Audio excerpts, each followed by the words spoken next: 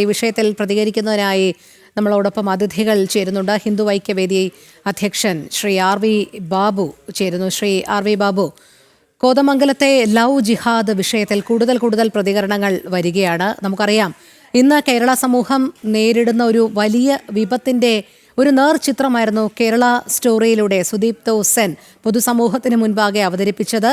വലിയ വിമർശനങ്ങളാണ് അതിനുശേഷം അദ്ദേഹത്തിന് ഏറ്റുവാങ്ങേണ്ടി വന്നത്. ഇന്ന് ഈ കോതമംഗലം വിഷയത്തിൽ സുദീപ്തോ സെൻ അദ്ദേഹത്തിന്റെ നിലപാട് വ്യക്തമാക്കിയിരിക്കുകയാണ്, അദ്ദേഹത്തിന്റെ പ്രതികരണം പറഞ്ഞിരിക്കുകയാണ്. കാരണം കേരള സമൂഹം വല്ലാതെ വർഗീയവൽക്കരിക്കപ്പെടുകയാണ്. താനത് സിനിമയിലൂടെ കാണിച്ചപ്പോൾ അന്ന് തനിക്കെതിരെ വിമർശനങ്ങൾ ഉയർന്നു. പക്ഷേ ഇന്നത്തെ സമൂഹം അതെന്തുകൊണ്ട് തിരിച്ചറിയുന്നില്ല എന്നുള്ളതാണ്. എന്തായാലും നമ്മൾ അഭിമുഖീകരിക്കുന്ന ഒരു വലിയ വിപത്തായി തന്നെയാണോ മാറുന്നത് ലവ് ജിഹാദ് വിഷയം? നമ്മൾ കുറെ കാലങ്ങളായിട്ട് പറഞ്ഞുകൊണ്ടിരിക്കുന്ന കാര്യമാണ്. കേരളത്തിൽ എന്താണ് സംഭവിക്കുന്നത്, കേരളം ഏതു തരത്തിലാണ് മാറിക്കൊണ്ടിരിക്കുന്നത് എന്നതിനെ സംബന്ധിച്ചുള്ള ചർച്ചകൾ നമ്മൾ നടത്താൻ തുടങ്ങിയിട്ട് കുറെ നാളുകളായി. പക്ഷെ ആസൂത്രിതമായിട്ട് ബോധപൂർവം ഇവിടെ ഒരു വിഭാഗം ആളുകൾ ഈ നടക്കുന്ന കാര്യങ്ങളെ തമസ്കരിക്കുകയോ മറച്ചു വയ്ക്കുകയോ ഒക്കെ ചെയ്തുകൊണ്ടിരുന്നു. ഇത് ഉന്നയിക്കുന്ന ആളുകൾക്കെതിരെ വലിയ തോതിലുള്ള വിമർശനങ്ങൾ അവർ ഉയർത്തി. ഇത് ഉന്നയിക്കുന്ന ആളുകൾ വർഗീയ ഭ്രാന്തന്മാരാണ്, അവര് വെറുപ്പുണ്ടാക്കുന്നവരാണ്, അവർക്ക് ഇസ്ലാമോഫോബിയയാണ് എന്നൊക്കെയായിരുന്നു ഇതുവരെ ഈ പറയുന്ന ആളുകൾ. അത് കേരളത്തിലെ ഒരു വിഭാഗം മാധ്യമങ്ങൾ, ഈ പറയുന്ന കേരളത്തിലെ സോക്കോൾഡ് മതേതര രാഷ്ട്രീയ നേതാക്കന്മാർ, ഇവരൊക്കെ ആവർത്തിച്ച് ഇത് ഉന്നയിക്കുന്ന ആളുകൾക്കെതിരെയായിട്ടാണ് പറഞ്ഞുകൊണ്ടിരുന്നത്. ഈ വിഷയം തുടക്കത്തിൽ വന്ന സമയത്ത് തന്നെ ജസ്റ്റിസ് കെ ടി ശങ്കരന്റെ വിധി ഉണ്ടായ സമയത്ത് തന്നെ വലിയ തോതിലുള്ള ചർച്ചകൾ തുടങ്ങി വെച്ചതാണ്. കേരളത്തിൽ വ്യാപകമായി ക്യാമ്പസുകൾ കേന്ദ്രീകരിച്ച് ഇത്തരത്തിലുള്ള മതം മാറ്റങ്ങൾ നടക്കുന്നു, പ്രണയം അടിച്ചുകൊണ്ട് കുട്ടികളെ കെണിയിൽപ്പെടുത്തി മതം മാറ്റുന്നു എന്നുള്ള സംഭവങ്ങളൊക്കെ ആവർത്തിച്ച് നമ്മൾ പറഞ്ഞു. അതിനുശേഷം ഒരുപാട് കുട്ടികൾ ഇതേപോലെ മതം മാറ്റപ്പെട്ടു, പ്രണയത്തിലൂടെ മതം മാറ്റപ്പെട്ടു, അവര് IS പോലുള്ള തീവ്രവാദ സംഘടനകളിലേക്ക് റിക്രൂട്ട് ചെയ്യപ്പെട്ടു. ഇതിനെയൊക്കെ അടിസ്ഥാനപ്പെടുത്തിക്കൊണ്ടാണ് കേരള സ്റ്റോറി എന്നുള്ള സിനിമ ഉണ്ടായത്. ആ സിനിമയിലെ പ്രൊമോയിൽ അല്ലെങ്കിൽ ട്രെയിലറിൽ 30,000 പെൺകുട്ടികൾ ഇതേപോലെ അഫ്ഗാനിലുണ്ട് എന്ന് പറഞ്ഞ ഒരൊറ്റ കാരണത്തെ മാത്രം എടുത്തുയർത്തി കാണിച്ചുകൊണ്ട് ടോട്ടൽ സിനിമയെ തന്നെ ഡിസ്കൗണ്ട് ചെയ്ത് കളഞ്ഞ, അല്ലെങ്കിൽ അതിനെ തള്ളിക്കളഞ്ഞ ഒരു കേരളത്തിലെ സാംസ്കാരിക മാധ്യമ വിഭാഗമുണ്ട്. ആ സിനിമയിൽ എവിടെയും 30,000 പേര് മതം മാറി എന്ന് പറഞ്ഞിട്ടില്ല. പക്ഷെ സിനിമയിലെ പ്രൊമോയിൽ അത് ഉണ്ട് എന്ന് പറഞ്ഞിട്ടാണ് ആ സിനിമയെ മൊത്തം തള്ളിക്കളഞ്ഞു. ആ സിനിമ വളരെ കൃത്യമായിട്ട് നമ്മുടെ കേരളത്തിൽ നടന്നുകൊണ്ടിരിക്കുന്ന ഈ ലവ് ജിഹാദ് പോലുള്ള സംഭവങ്ങളെ കൃത്യമായിട്ട് വരച്ച് കാണിച്ചിട്ടുണ്ട്. അപ്പോ സത്യം ആർക്കും ഏറെ നാൾ മൂടി വയ്ക്കാൻ പറ്റില്ല. സത്യം പുറത്തു വരിക തന്നെ ചെയ്യും. ഇത് ഒട്ടനവധി പെൺകുട്ടികൾക്ക് സംഭവിച്ചുകൊണ്ടിരിക്കുന്ന ദുരന്തമാണ്. നമ്മുടെ പെൺകുട്ടികളെ ചതിയിൽപ്പെടുത്തി, വഞ്ചനയിൽപ്പെടുത്തി, ഇതേപോലെ മതം മാറ്റി ഒന്നുകിൽ അവർ മതം മാറ്റപ്പെടേണ്ടി വരുന്നു, അല്ലെങ്കിൽ അവർ ആത്മഹത്യ ചെയ്യപ്പെടേണ്ടി വരുന്നു.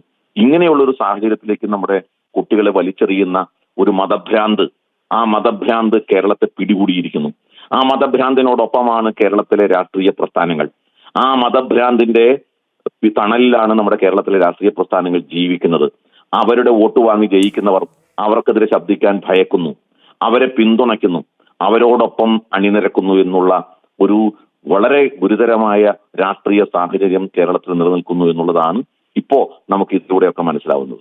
ശ്രീ ആർ.വി. ബാബു, ഈ കേരള സ്റ്റോറി ടീം അവർ ചോദിക്കുന്നത്, വിദ്യാസമ്പന്നരാണ് കേരള ജനത, പക്ഷേ എന്തുകൊണ്ടാണ് ഇതിലെ വസ്തുത മനസ്സിലാക്കാൻ ശ്രമിക്കാത്തതും ഇതിനെതിരെ പ്രതികരിക്കാത്തതും എന്നാണ്. അവർ വളരെ ആശ്ചര്യത്തോടു കൂടിയാണ് ഈ ചോദ്യം ചോദിക്കുന്നത്. കാരണം പ്രണയത്തെ ആരും എതിർക്കുന്നില്ല, പക്ഷേ പ്രണയത്തിന് ശേഷം വിവാഹ ജീവിതത്തിലേക്ക് കടക്കണമെങ്കിൽ മതം മാറണമെന്ന് നിർബന്ധിക്കുന്നു. അതിന് വഴങ്ങുന്നില്ല എന്ന് കണ്ടു കഴിഞ്ഞാൽ കൊടിയ പീഡനത്തിലേക്ക് പോകുന്നു. എത്രയോ പെൺകുട്ടികൾക്ക് അതിൻ്റെ ഭാഗമായി ജീവൻ നഷ്ടപ്പെടുകയും ചെയ്യുന്നു. അപ്പോൾ എന്തുകൊണ്ടാണ് പൊതുസമൂഹം, വിദ്യാസമ്പന്നരായ കേരള സമൂഹം ഇതിനെതിരെ പ്രതികരിക്കാത്തത് എന്നാണ് ഈ നമ്മുടെ കേരള സ്റ്റോറിയുടെ സംവിധായകൻ ഉൾപ്പെടുന്ന ആ പിന്നണി പ്രവർത്തകർ ചോദിക്കുന്നത്. നമ്മുടെ നാട്ടിൽ രാഷ്ട്രീയ നേതൃത്വം, അതേപോലെ ബുദ്ധിജീവി വർഗം, സാംസ്കാരിക നേതൃത്വം എന്ന് പറയപ്പെടുന്നവരുണ്ടാക്കിയിട്ടുള്ള ഒരു നരേറ്റീവ് ഉണ്ട്.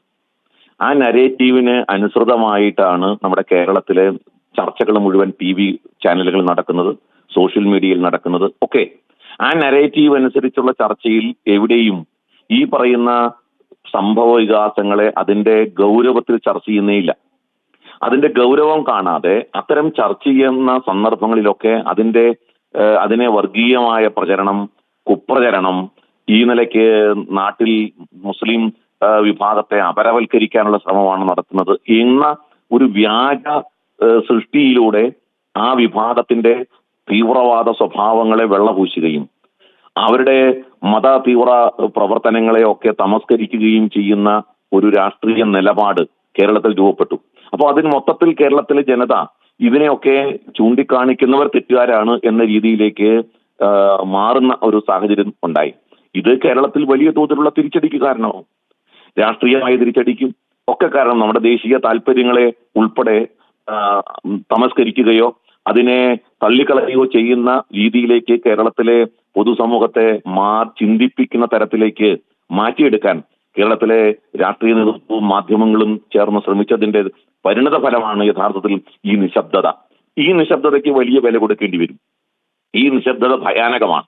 ഈ നിശബ്ദത നമ്മുടെ കേരളത്തിന്റെ ആഭ്യന്തര സുരക്ഷയെ, മതസൗഹാർദ്ദത്തെ ഒക്കെ തകർക്കുന്ന നിശബ്ദതയാണ്. ആ നിശബ്ദത സൃഷ്ടിച്ചെടുക്കുന്നത് യഥാർത്ഥത്തിൽ ഈ നാട്ടിലെ കപട മതേതര ബുദ്ധിജീവി വർഗമാണ്. അവരാണ് യഥാർത്ഥത്തിൽ ഇതിന് ഉത്തരം പറയേണ്ടത്. കേരളത്തിലെ ഈ ജനസമൂഹത്തിന്റെ നിശബ്ദതയ്ക്ക് ഉത്തരം പറയേണ്ടത് ഈ പറയുന്ന കപട മതേതര ബുദ്ധിജീവി വർഗമാണ്.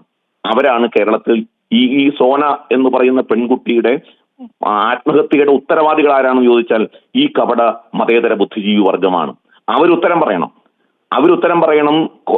കൊട്ടാരക്കരയിലെ ആ 16 വയസ്സുള്ള ഡിസേബിൾഡ് ആയിട്ടുള്ള ശാരീരിക വൈകല്യമുള്ള 16 വയസ്സുള്ള ഒരു കുട്ടിക്ക് സംഭവിച്ച ദുരന്തത്തിന് ഉത്തരവാദി ആരാണെന്ന് ചോദിച്ചാൽ ഈ കപട മതേതര പുരോഗമന ബുദ്ധിജീവി വർഗമാണ്. അവരുത്തരം പറയണം.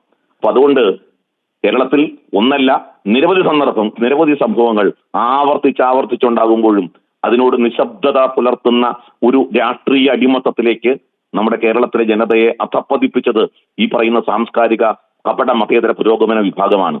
അവരാണ് കേരളത്തിന്റെ അധപ്പതനത്തിന്റെ മുഴുവൻ ഉത്തരവാദികൾ. അതെ, വളരെ നന്ദി ശ്രീ ആർ വി ബാബു പ്രതികരിച്ചതിന്.